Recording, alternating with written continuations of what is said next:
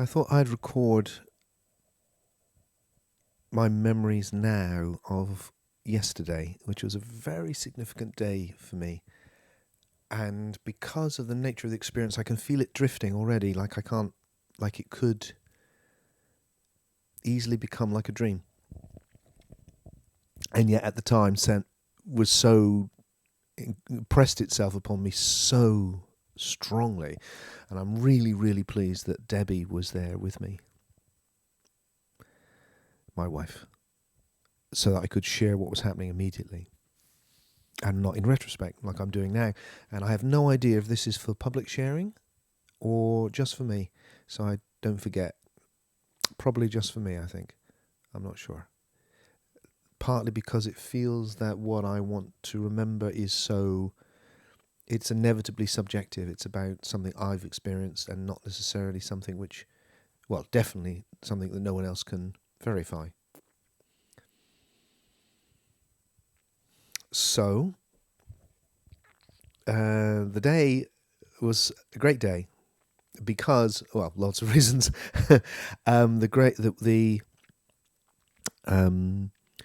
We had unexpectedly received a phone call from a local lovely spa where we go occasionally, telling us that we had not taken up an offer for a free day there or something.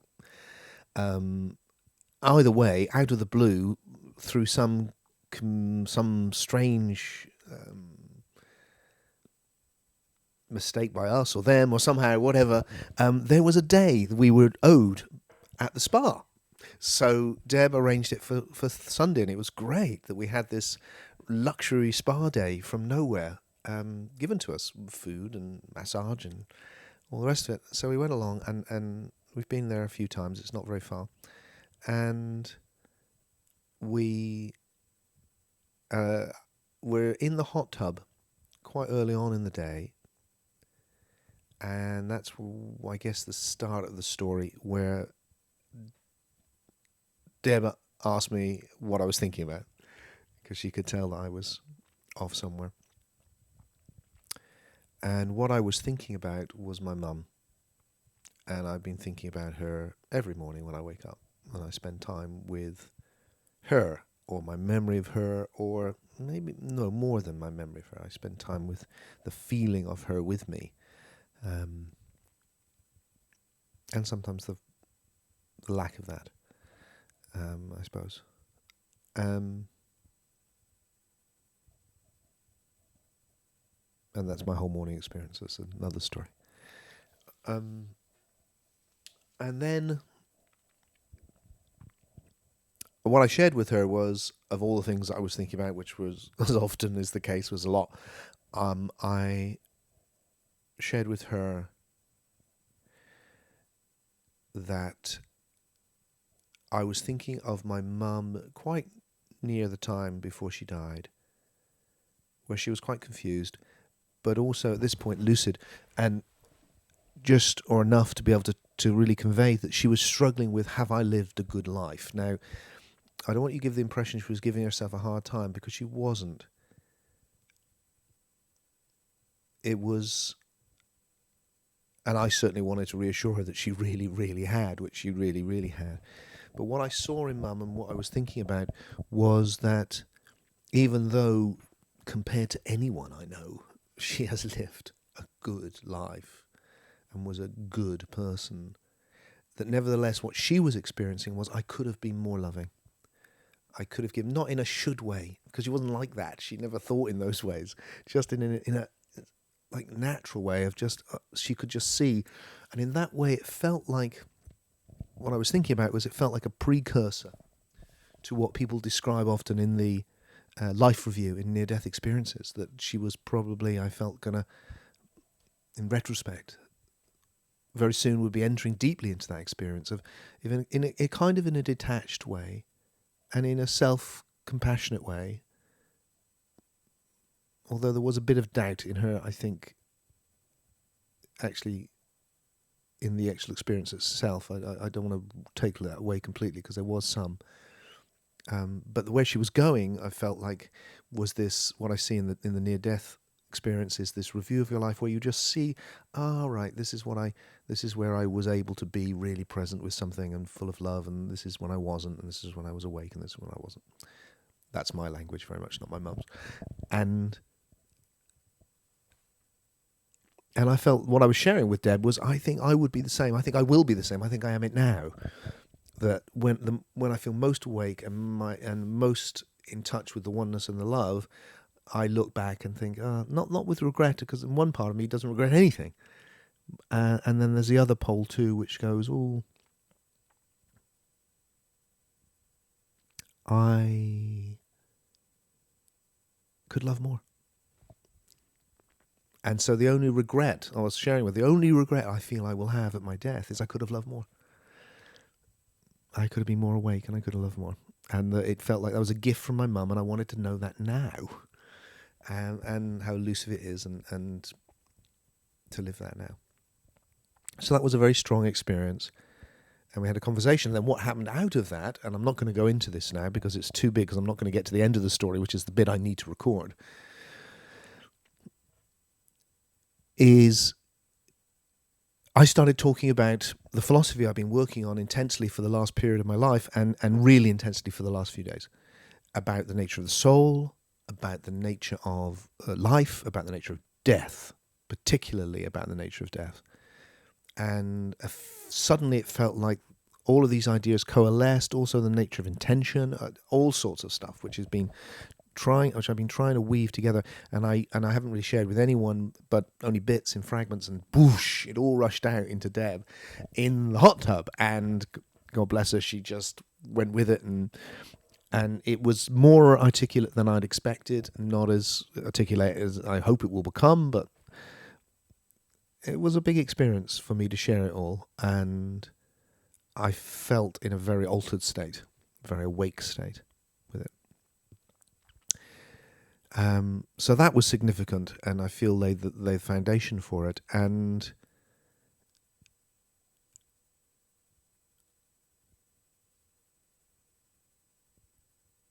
I then had a facial, as did Deb, and during that experience, that was a very beautiful experience. I felt in a very altered state. I'm not going to go into in great detail, but that place where I go sometimes, where it's very disembodied, and that immense freedom of the inner world, the world of whatever, imagination or astral or soul world, that other thing which isn't in body, which isn't physical. Which is a universe, and exploring that and feeling quite ecstatic in that, and whoa, where did that come from? This strength of the experience of being out of the body, even though actually my body was being just treated so deliciously, and was very nice. It didn't take me in. It did. I was in, but as I came in, I went out. Is some phrase I often use, and that was true. And that was full on and beautiful. And we had a break, and not for long, and then I had a massage, shoulder massage, and this is the bit I need to record the experience for, and I need to try and capture something of it now for myself in the future, and maybe for other people who might be watching this.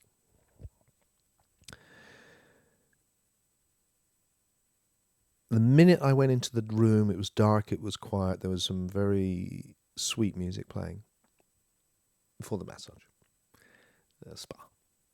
I lie down and was already in this other state, in a very lovely way, really enjoying the day immensely,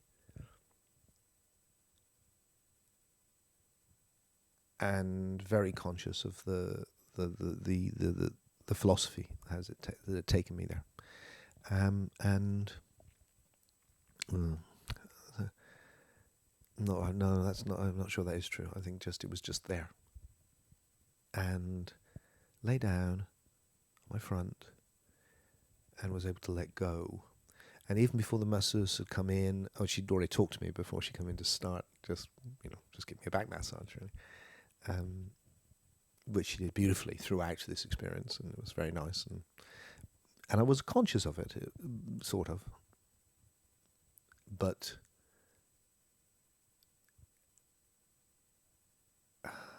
Straight away, I was deeply in another world, and as well.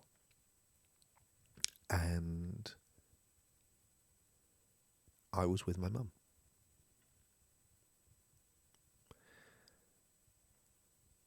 In a way that, in a different way than I have been ever before, and much more. My normal experience is there's a feeling which I relate to, which means something to me.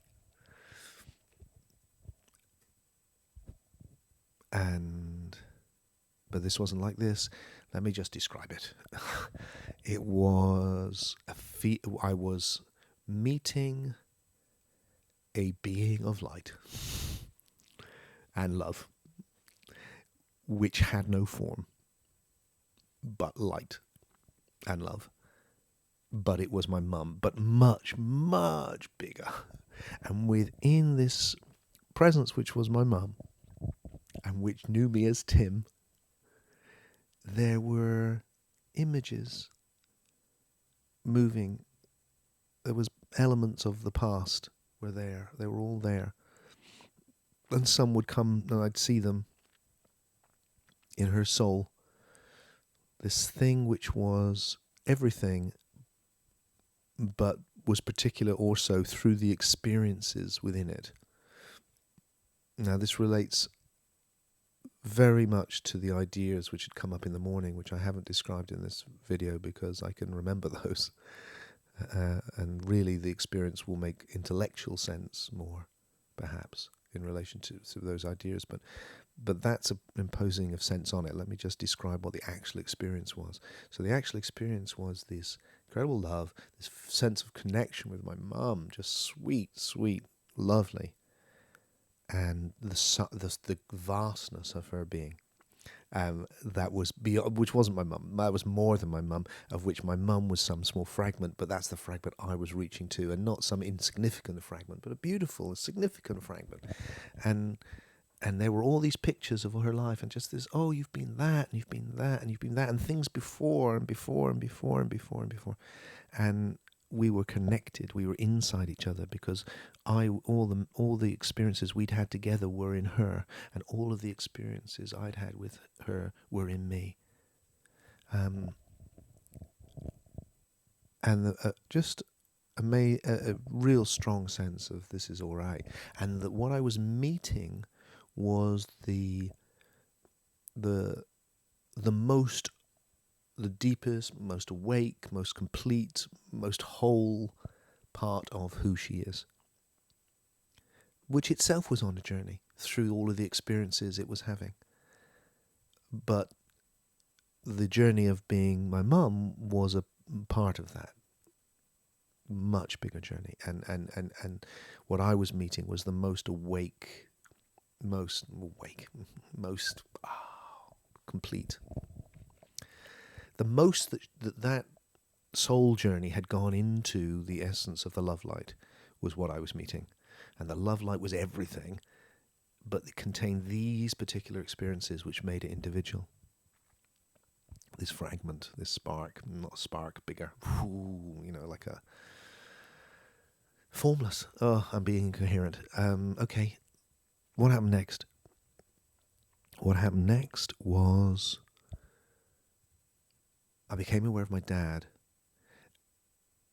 No, what happened next was it went.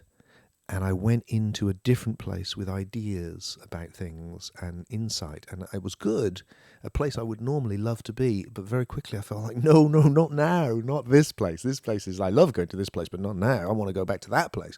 I want to come back to connection with my mum. I want to be there. I was there with her, in her, within each other. And so by now the massage was happening, but that was kind of beautiful. But I was very much just taking myself out of that, and did get back, and there was the same, and there was this presence of my mum, and we communicated, but not in words, or not in speech. She wasn't a thing. She was a formless presence containing the past, all her experience, but present now as well. And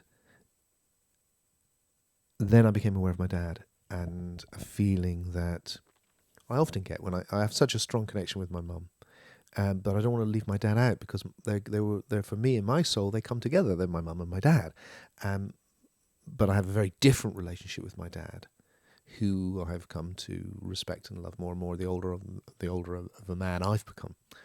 But also had lots of problems as well, and they did have problems as well, as not, human beings, with all of the different ambiguity of that.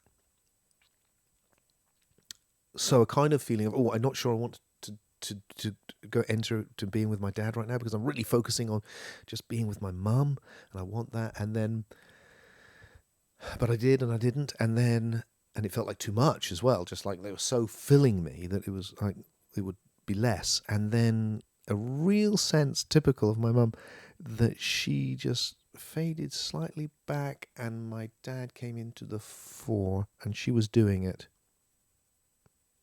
She was doing it.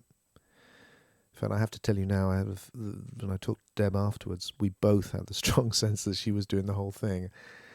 I had the sense, and let me tell you this before I move on, or tell me this, whatever I'm telling, that I had a strong sense of that we could, that it was similar, more for her, bigger, but that when I think of her and tune into her, it's like that was like that for her, not her there, but from that beingness could tune into me and my world in the same way, and we could tune into each other, and that, in a real sense, after the experience, that the whole thing had been created by my mum tuning into me, although I was also tuning into her, of course. So both, but a sense, and there's a sense, superstitious or something, but this was the sense, was that the whole day was a gift from my mum. That somehow this has arisen. She'd made it happen. And that was so my mum. That's so much what she would make happen. A day in the spa. And that's my phone. I'm going to ignore it.